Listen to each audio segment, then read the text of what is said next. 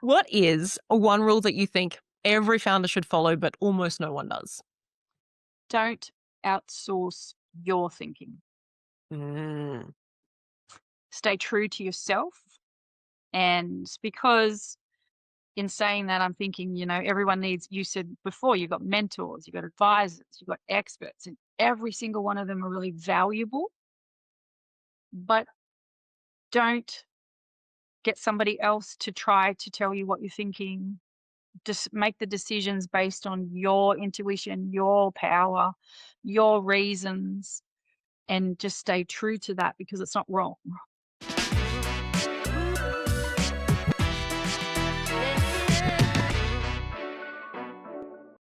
So, welcome everybody to the Virtual CEO. I am Amy Wallin, CEO of Link and today I have a guest on me, Karen.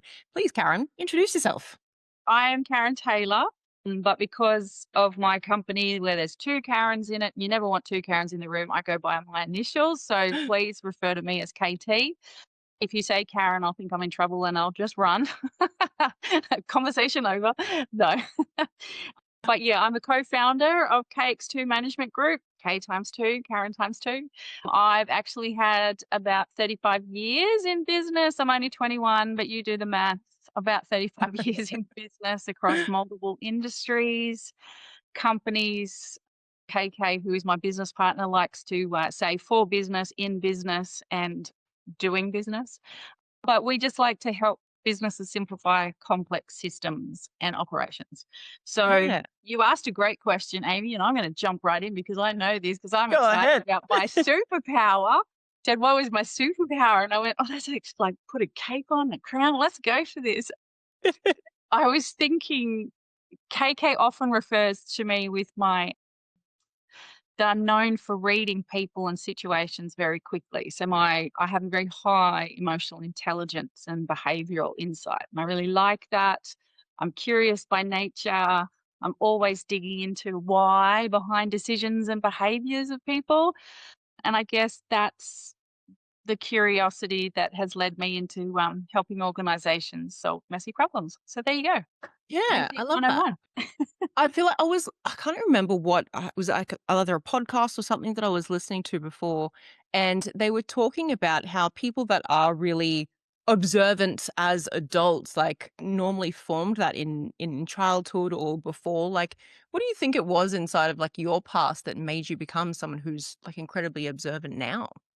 Yeah, I didn't know if we're going to delve into that one, but my past, my past relationship, my past marriage, that was for 26 years. I had to be attuned to the smallest situation, twist, emotion, something. So I became very quick at understanding what was going to come.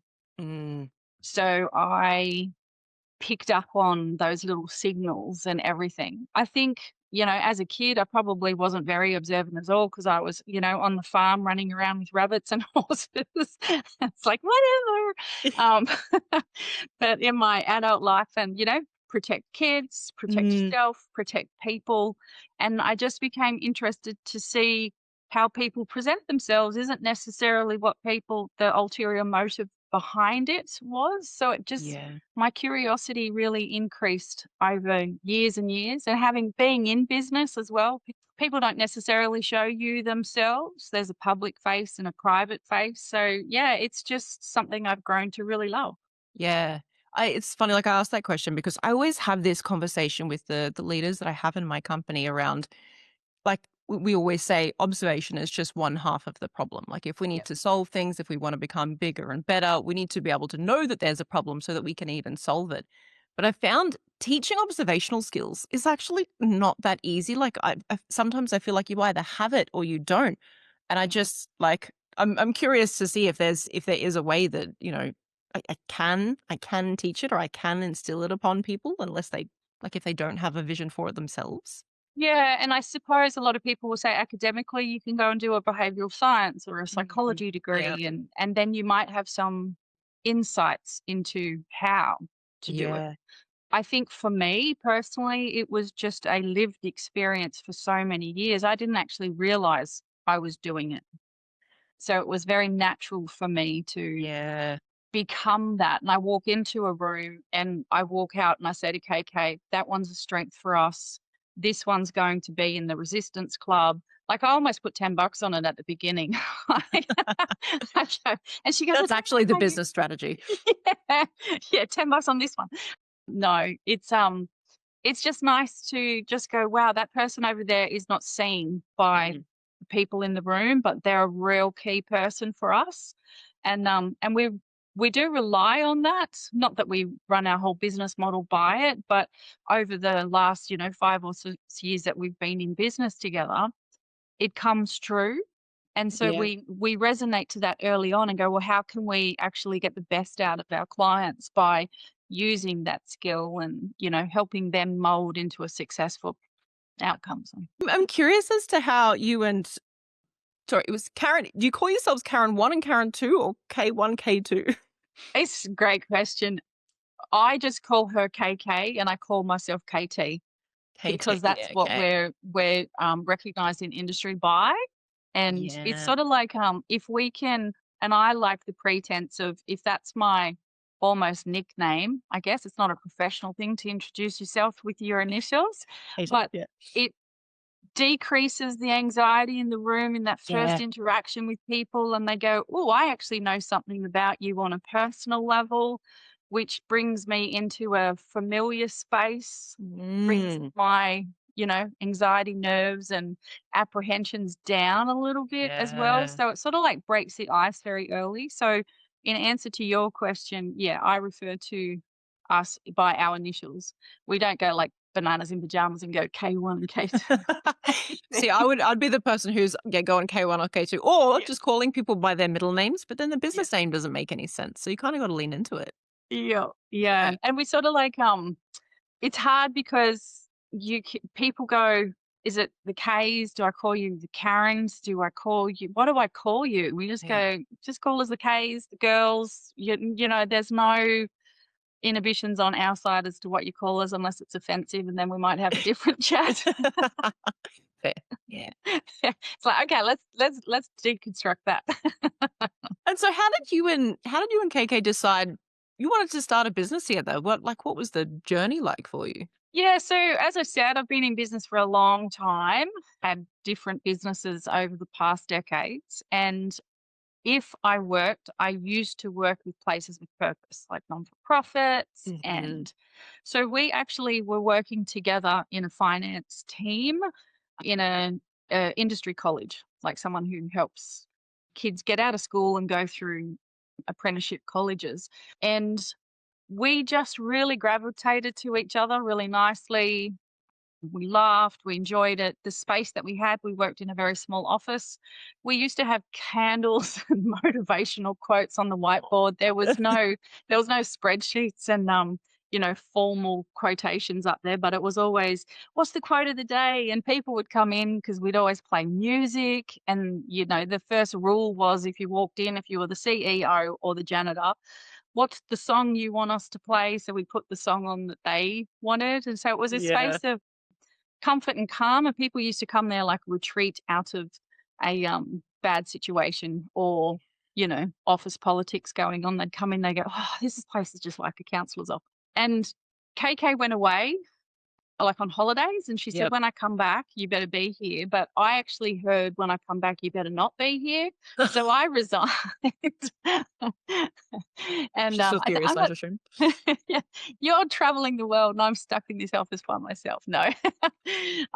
No, I was asked to go on to a role at another company. So I wasn't there when she got back, but we stayed in contact and we were great friends first. And we'd go and have a cup of tea and or a wine by the water where we lived, and we just go, oh, we need to get back together, like working wise. And Mhm. we said, oh, how cool would it be to you know, give something to the community and work with people and help people and everything. And we both had aging parents, and we went, oh, maybe we could go and walk dogs for people because we love dogs.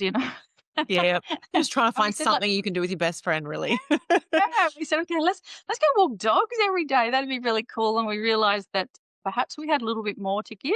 So we delved a little bit deeper and yeah, we came up with KX2 Management Group. So Yeah, okay. And so one of the questions I wanted to ask you was, are you more of a learn from experience person or a learn from others experience person? me, I'm definitely a learn from experience. Mhm.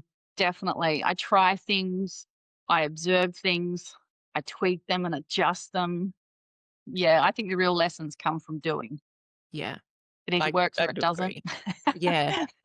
I feel like I'm the same way, learn from experience, but I actually kind of hate that about myself because 'cause I'm like, I feel like I could go so much faster if I Yeah. just took other people's advice or read a book and, like, just did those things instead, but Yep. Yeah, oh, no, definitely experience for me too, Amy. yeah, awesome. And so what is something that you've learned inside of, K2 management or life in general that's completely changed, how you do business or the advice that you give to others? I like to listen first. Mhm. I like to understand the problem before solving it and giving it a solution. Most people jump to like they go, I now hear what you're saying to me and I've got the solution. So here it is, let's go.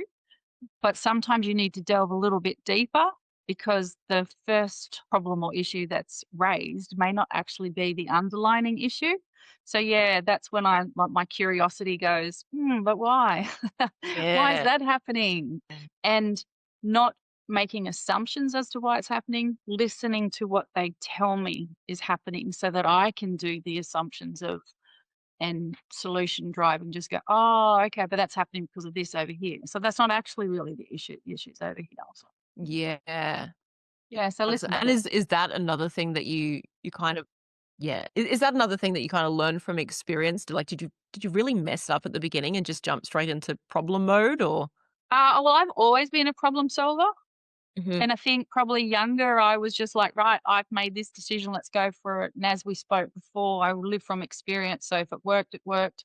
And I, woo, if it didn't, I learnt from it, changed, pivoted and went in a different direction. But I think it was because I went, oh, if I had just heard that, I would have realized this. So yeah, definitely a learnt time, experience, yeah, and just listening and just, even example is for, kids argue and you go, "You're arguing over this toy," but the actual real reason is like there's something a little bit underneath it. I think Yeah. that's in life, it's in business, it's, everything. So yeah, Yeah, listen okay. first. And so what is, like, the most common struggle that, you see amongst business owners or you see amongst your clients or people that you talk to? What is it in today's day and age?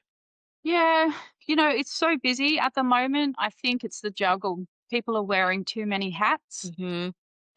And they're not letting go of real level tasks. Yep.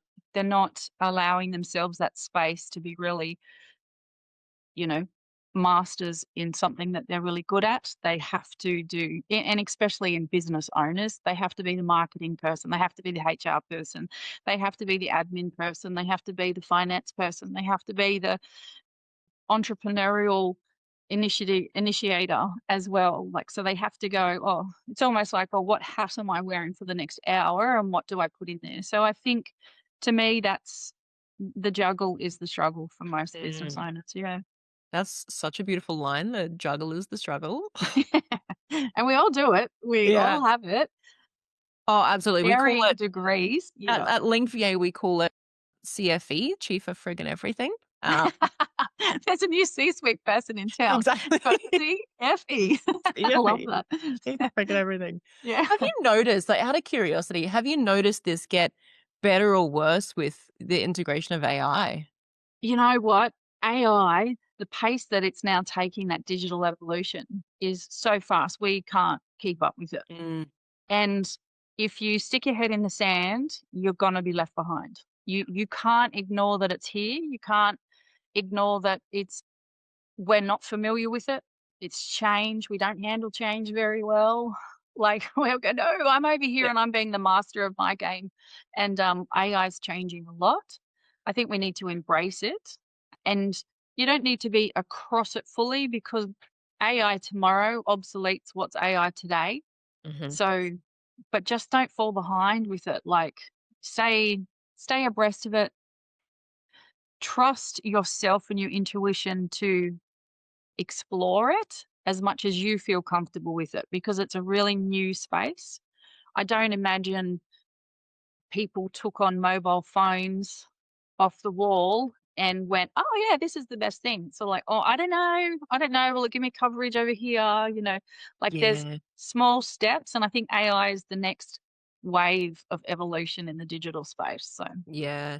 And what do you see people's mindsets? Like, obviously, yeah, people do struggle with change and anything new can be really confronting. What how do you see it adding to the struggles that people have, like just learning a new thing like that? yeah. And, like I said, with the juggle is the struggle. Now they have something else that's new. Mm. And it's another hat that they have to put on and get across, and that actually doesn't bring any revenue in for a lot of businesses, and it's like, I really need my entrepreneurial hat here and my innovation and everything, but AI, can it help? I don't know, it's Mhm. that struggle as well. It's funny because I notice with AI, even just amongst my clients, is everyone's trying to use it, but I think they're using it in such a way that I mean, they're just dipping their toes into it, which is obviously where you're going to be starting. But it's kind of made them take back on a lot of the small tasks that once they might have delegated because they're like, well, I Yeah. can do it 10 times faster now. So I'll just take it back on. But now their task list of things that they have to do is just growing exponentially because Yes. they feel like they have to start somewhere with it, but now they're just not, I don't know, delegating it back over, so now their struggle list just keeps growing. Yeah, and I think underlining is they're not experts in it. So Yeah. to delegate it off, you almost need to know how to do it to give it to somebody else to do it, to know if they're doing it right or wrong for you. And I think Yeah. business owners and managers and leaders out there are going, "Oh, I don't know it enough to actually," so they really feel like uneducated in that space. And it's a Yeah. very uncomfortable space for people to sit in. And, like, I'm all for someone coming up to me and saying they're an expert at it because I go, "Awesome, come in here." Yeah. Yeah, You thank know, God. a good manager has, masters underneath them, like, in their own areas. So, Oh, I'm not yeah. afraid for someone to be an expert that is in my team because I think that's actually helps me. I don't have to be the master of it. I just have to understand it. But I think AI, for any manager that works like that, you don't understand it enough to understand the master, so, yeah. Mm. Yeah, and it's a scary time. I remember even when I was just first starting out in business and I had to hire all these experts under me, like people in IT, and I feel like I know fuck all about IT. And so they'd come on and I'd feel this immense pressure to understand every aspect of their job so that I could teach them and train them and direct them and manage them and whatever else. And now I'm just like, oh, IT, thank God I'm not doing that. Like Yeah, I'm gonna measure you on exactly. output and we'll see how we go from there. Yeah, I go, "I don't speak your language," like, because they have a language of their own, but I love it when I have confidence in the person to be able to do like, and that's why I say I love masters in their own field, because I don't have to be, but I have to know it enough to understand that they are. And I really lean into that. So, Mhm. yeah, I'm very, Yeah. quite hand selective, picky with people because with my little radar, I can go, "Oh, no, excuse me, I call bullshit. You actually don't know Yeah. what you're talking about." Yeah. Yeah. Yeah. That's the stuff that I think that's where a lot of the secret sauce sits inside a business because there's such an inherent vulnerability about hiring someone to take Yeah. control over something that is your baby, it's your business. You're Yeah. so wrapped up in it and, letting it go.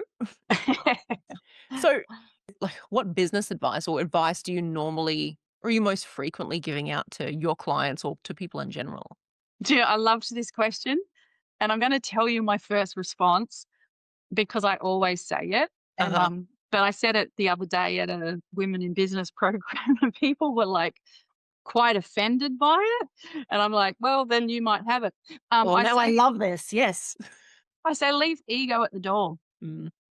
because ego destroys innovation and progress and everything, and you can if you have ego, you have this wall up that says, "I'm not open, I'm not considering anything." So, yeah, like I always say, just leave ego at the door. Let's have a Mm. good, robust conversation about what the desired outcome is.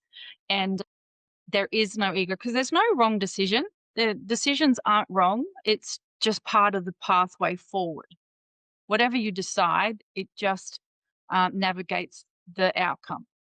So you Yeah. right, well, if that's your decision, great. Let's go with that. This is where we're going. But if people come in, and I see it a lot, I used to work with your system and the system's great and I know this system. Just go, well, is it the best though? Is it the best fit? Mm, Let's drop the ego and just go, what is it? You're actually saying, I feel really familiar with this and I'm going to look like the master here. And if we go over to another system, I'm going to be brand newbie again and I don't sit familiar and comfortable in that space. So, yeah, the yeah. advice I give people is, oh, leave ego at the door. So, And do they take that advice? some not, Yeah. because it's the perception of what that word means to them.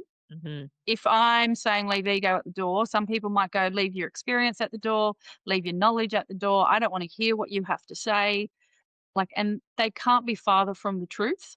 Yeah. I actually want a real conversation of trust, confidence, comfort and everything. And everyone in that room that's in a part of that conversation, to me at that time is equal because everyone has an input that's as important as another.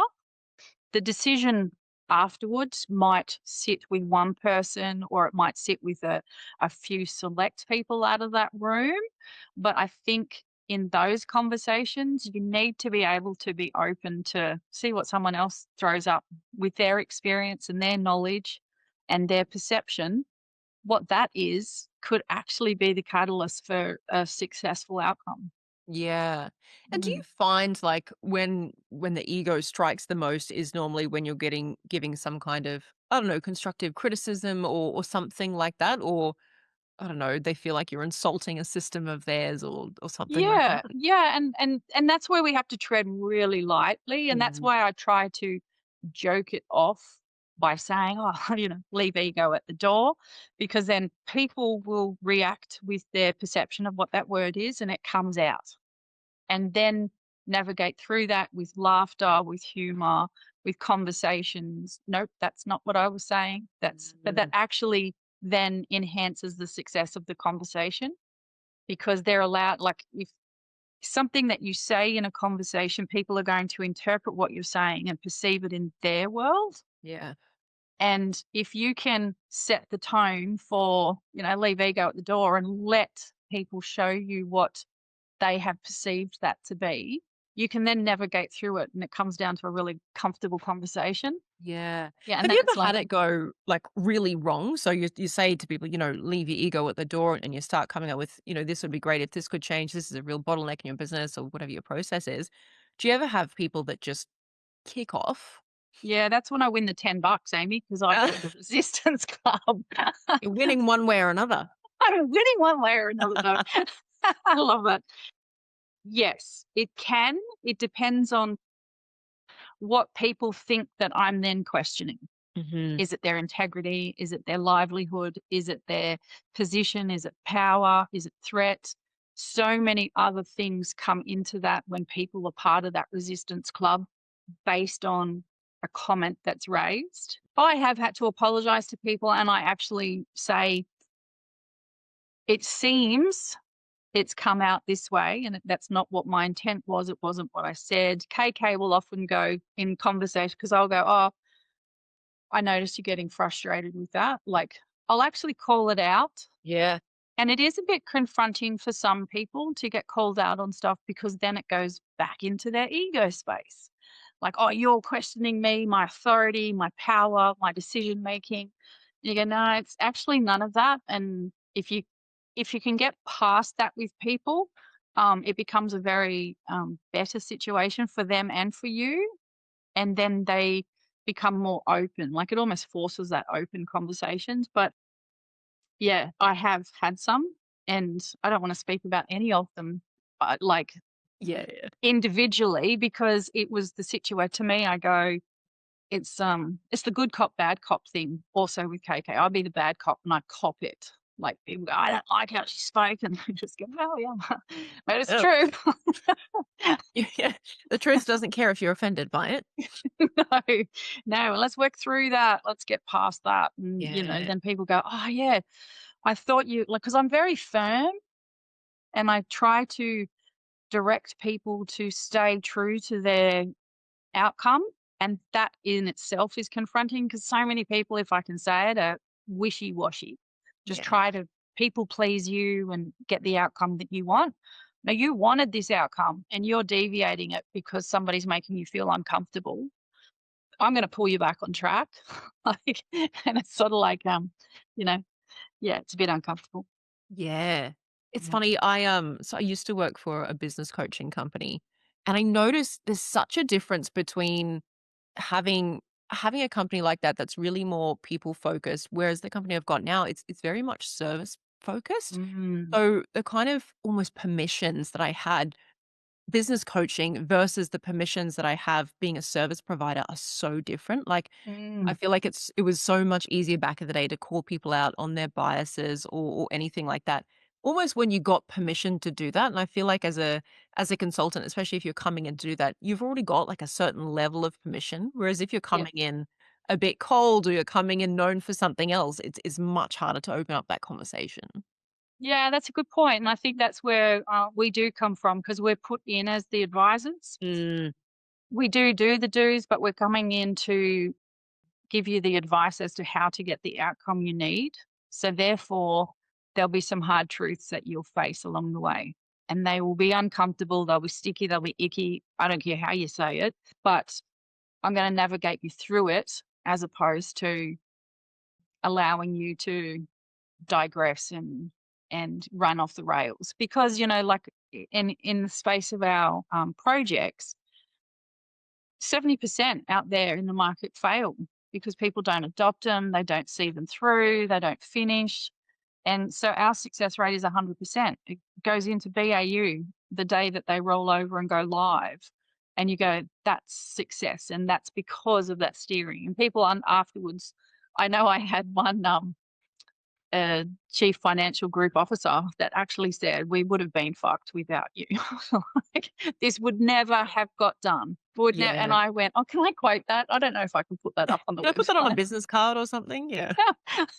Yes, but it was really lovely to hear his and even throughout the, time that we worked with him, it was like, "Oh, I don't know if that was worded quite perfectly." And Mhm. I'm like, well, what about it is wrong?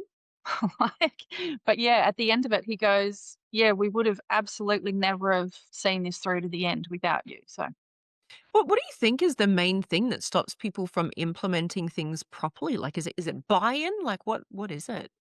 I think most businesses think they have a technology problem, but they don't. I think it's a leadership and thinking problem. The moment like managers and that stop being curious and stop, working with it, they the growth stops of the business and the progression of the project or the implementation of a new system, it just stops, it just halters. So yeah, but they blame the technology Yeah. where I sit there and go, well, you could have, leadership and thought processes are a little bit Yeah. different there. Technology is just a tool at the end of It's the just day. a tool. Yeah. And like you said before, AI, see it as a tool, use it as a tool. It's a tool. You can't have AI without HI. You can't actually implement anything from AI, be it an email that you've written there, a policy that you've written, anything that you've done, a process. You actually have to go and read it and ensure end to end that it's accurate and it's depicted it the right way. So, yeah, it's a tool. Everything's a tool, but yeah, technology is definitely a tool, but people blame it as the problem. Yeah, That's a absolutely. I shit mean, I've system. I've definitely caught myself doing that as well. I've been like, "Nah, this tool's fucked." Like, I don't know what Yeah. to say. Yeah, I Or remember when, because user we error. had years, like oodles of years in a smash repair business, Oh, and yeah. I remember early on, this gentleman said to me, and I think we had him as a manager, he goes, "A good tradesman never blames his tools." And I went, "Oh my god, that's so cliche, but that's it. That's what we're doing today with technology, with systems and everything." And that's why I always go, "Yeah, the technology is not actually the problem." You That's may such a not wanna painful thing hear to hear. that. Yeah.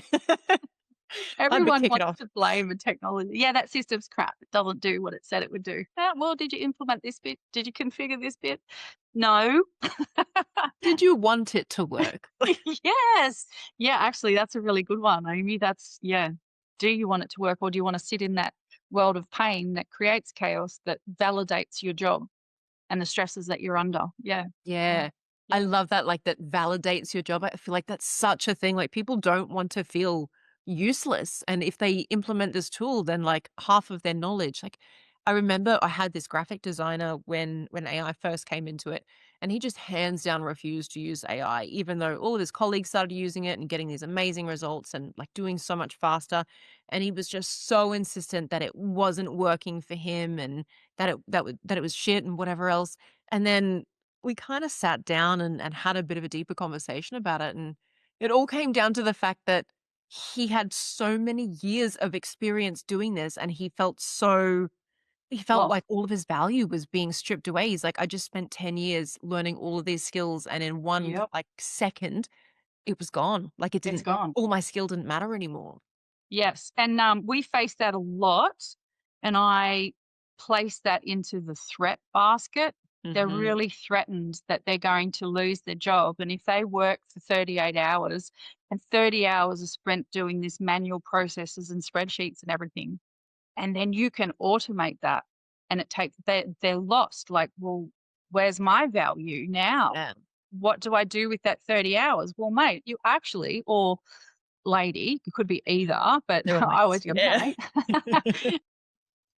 Now you can spend those 30 hours with all that knowledge that you have, not doing that menial task anymore, but using that expertise to drive yourself into something new and exciting and improvement improvement in efficiencies, in workflows, in staffing, and oh my God, you might actually be able to, get up from the desk a couple of times a day and have a glass of water without feeling bad. But yeah, it Yeah. and that's the threat. People, this is my life, this is what I'm comfortable with. It's the devil I know, and I'm gonna stick with it. I'm gonna push through it because I know I can get the outcome.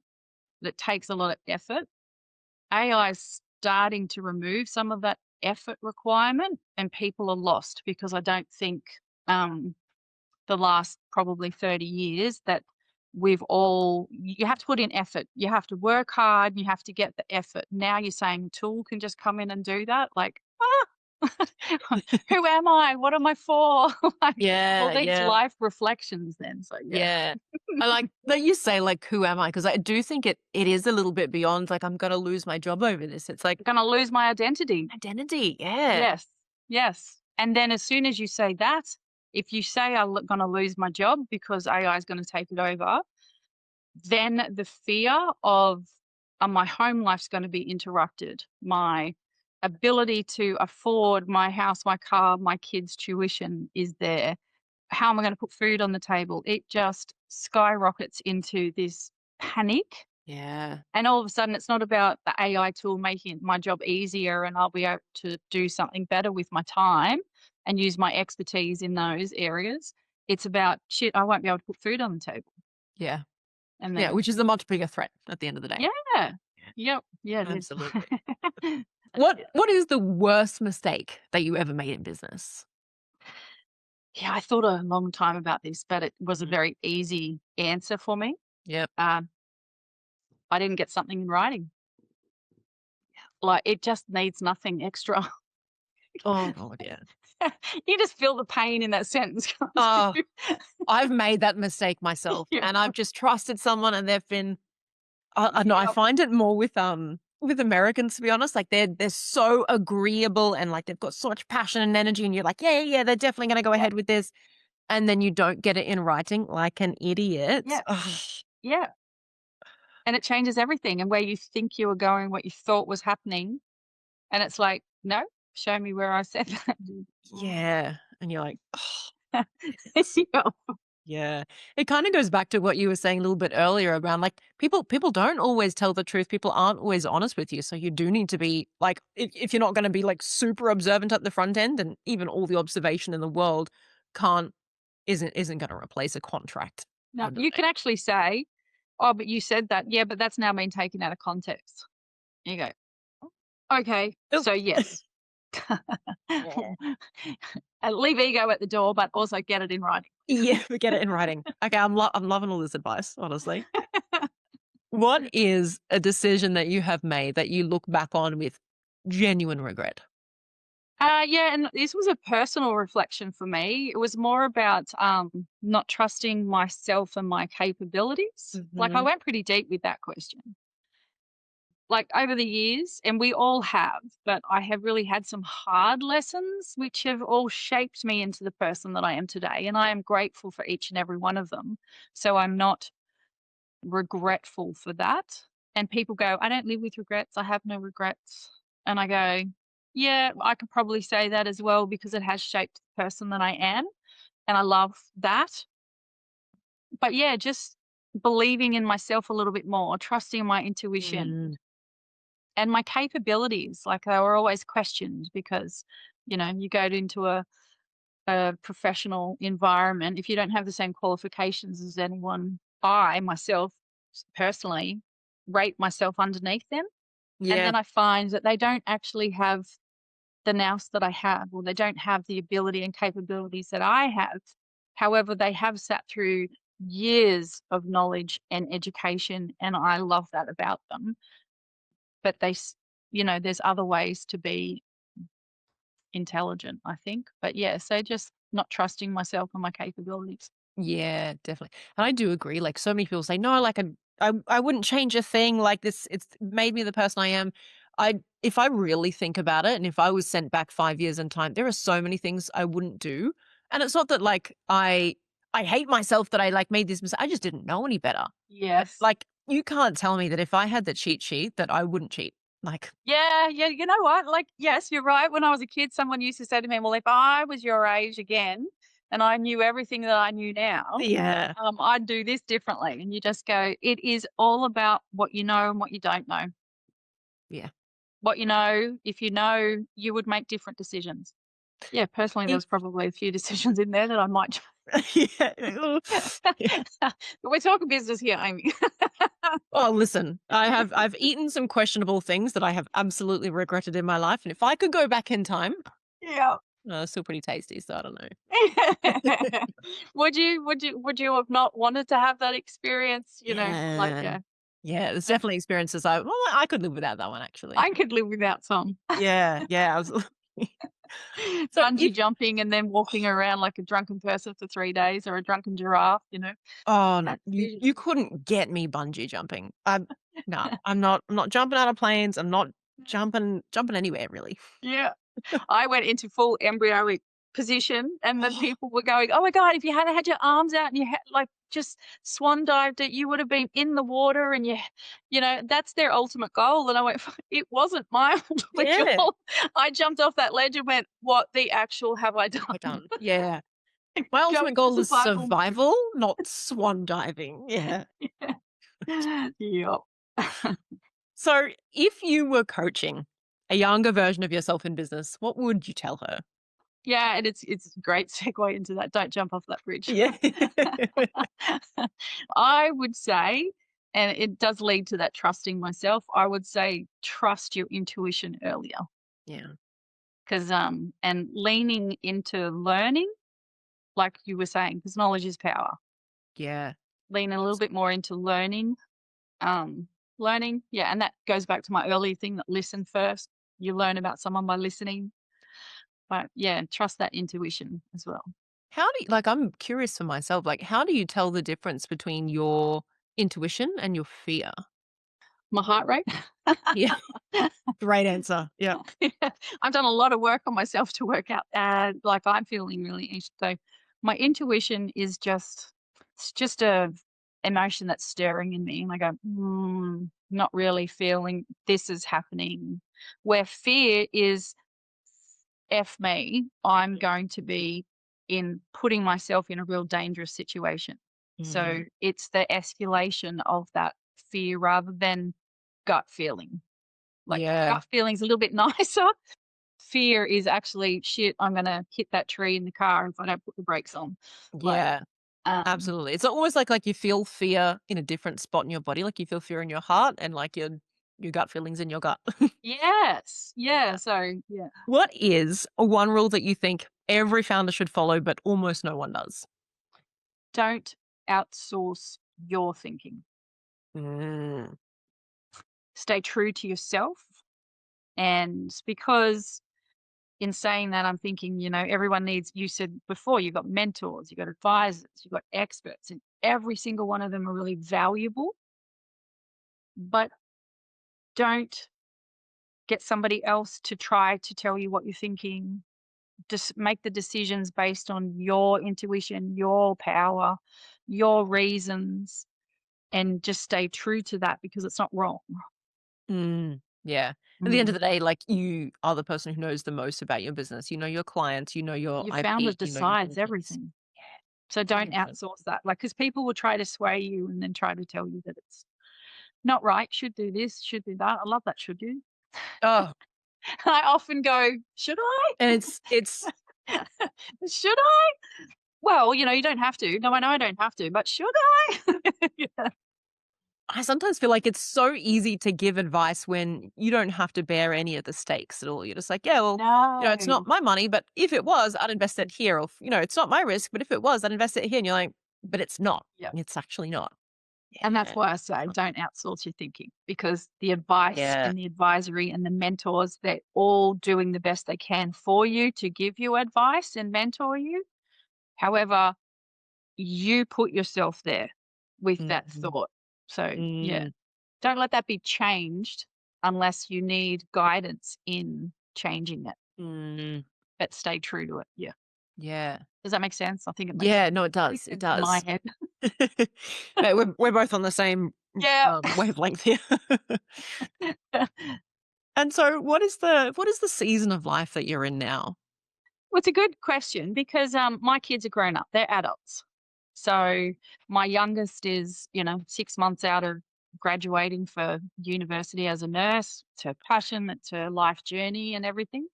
So I really now am in a space that I find I'm free. Yeah. I've got the freedom to focus on my impact and contribution now. So I then make my decisions based around what I want that impact and contribution to the world to be. Like I go and pick up plastic straws and clean up Turtle Day on the island that I live on, like Yep. because that's part of sustainability and environmental protection. And Yeah. that's really core to me. So I think my what do you call it? My footprint. Yep. I wanna keep tapping into that. Now I have that freedom to do that because as an adult in the last stretch of my life, I can focus on what I want that impact and contribution to be. Yeah. It's almost like, okay, I've finished like my main mothering duties. Now I've got to go mother the rest of the earth. Yes, yes, and contribute to it Mm, because I think, yeah, without her, that we don't have the ability to go on and on and on. So that's, I feel like you saw my tattoo before you started. I don't know if you can see that. It says no, respect what your does it mother. say? Oh, really? Respect your Yeah. mother. Oh, I love that. And it's My, not my, maybe your mother. oh, when my mum first saw it, she's like, agreed. I'm like, it's not, You. it is about you kind of, but yeah, yeah. I'll respect you too, mum. Yep. Yeah, you're part of that. So what is the problem that you are like obsessed with solving these days? I think it is my footprint on the world. Yeah. Yeah, environmentally and sustainable. And I just want everything to be around. I love this new governance around ESG that's coming in with a lot of businesses. I'm like, yes. But yeah, because I think Indigenous people Mhm. across the world have got it right. They live with the land. We live on it and we use it. And people that aren't aware of it and its sustainability actually abuse it. So if I can help bridge that gap a little bit as well, yeah, that's probably what I'm obsessed with. Yeah. Like a friend and I were talking about this literally just the weekend. Like we got to treat the earth like we're just caretakers of it. Like we're Well, we are. yeah. Yeah, and I think that's the Indigenous people across the world know that. They're brought up like that. They just are the caretakers for this 100 years that we happen to be on it. Yeah, Yeah. absolutely. And so what is the like a shift that you're making right now that most people haven't seen yet? Well, I'm I'm writing a book. Ooh. Yeah, and it's about that journey, and like a lot of your questions resonated with it, like believing in myself, my capabilities, my story, how I got here. It's sort of like sharing the journey behind the success Mhm. because I'm a person first and foremost. I am a caretaker of this land for this short amount of time that I'm on it. People always say to me, "Oh, you do such good things out there." And I go, "Oh, don't we all?" Like, well, clearly we don't, but No. Yeah. there's a lot of us that do, Amy. There's a lot of us that do. And I think when you find your peeps, it's really nice to chat with other people because you go, "Yeah, I love that tattoo on your arm. Yes, respect your mother. Love that. I got it instantly." And I am a mother. Yeah, it's just finding that new chapter that I'm in and that freedom and how now to impact as many people as I can with that positivity and change and environmental aspect. Yeah. Yeah. I'm in a space like, yes, I've still got the businesses and we're still doing really great things with that, but bringing in that environmental and sustainability into it and how we can impact even in the slightest way. Mm. Yeah. Is that something that you're considering kind of bringing into the business, like when you do consult for other people, is talking about the environmental impact? We only work remotely. Yep. We will travel and go and see clients and be on site with them, but not on a day to day basis because of the environmental impact that is improving by being remote. We've done that by choice so that we can, yeah, me and KK, we're both, you know, hippies by heart. And we try to make every decision that we have with regards to that. It comes into our everyday decision like, okay, we're going to go into the city, we're not going to drive, we're going to catch a train or we're going to drive in one car. We're going to also utilize the time that we're there because then we don't have to go back the next day. And it might be a bit Mhm. selfish that we don't want to go back the next day, but it's more about then we don't have that recurring impact on the environment. So there's lots of things that we do in our everyday that's naturally in that space. Mm. And then we love the ESG, like the new regulations around that and how we can help our clients also understand that and the impacts. We're paperless as much as paperless you can be that nowadays because Mhm. you can't be paperless. But yeah. Anyway, Yeah. that was a digression. But No, yeah, I love it. I love it. And so, look, is that kind of your next evolution as a founder? yeah, because we're still building. Mhm. And we want to make more impact, more leadership. I'm definitely not retiring yet, even though I'm only 21 and had 35 years experience. And 2 Um, grandchildren. yeah, adult children sort of like, dictates a little bit about my, Yep. timeline. Yeah, I still feel we have more to give, and we're just navigating through that now as to what that looks like. How can we be that wave of impact, Yeah, positively? I love that. Katie, this has been so interesting for me, and I'm sorry I went off track so many times. It's my fault. You said so. Agreed. I'm perfect. It's got nothing to do with me. And you said it before about leaving your ego at the door. I actually just invite mine in. I'm like, you just sit on my shoulder the whole time. We'll Yeah, be the whole fine. time. Some egos are good to have in the room, Amy. I love that. I love that. I will be using that as Yeah. next steps. Yeah. Don't tell me to leave it at the door. She's a good one. Yeah, no, she's a good time, trust me. Yeah. Yeah. You're gonna entail lots of mischief with this one. Well, Katie, thank you so much for coming on the virtual CEO. My And any pleasure. It's final words of wisdom for our listeners? just, all part of the questions that you went, "Oh, that's a good one." Yeah. Go back and I'll just listen repeat those. again. Yeah, yeah. Yeah, give the That podcast a multi-listen. That's the best advice we can get. Yeah. Yeah, indeed. But thank you, Amy. It's been a pleasure.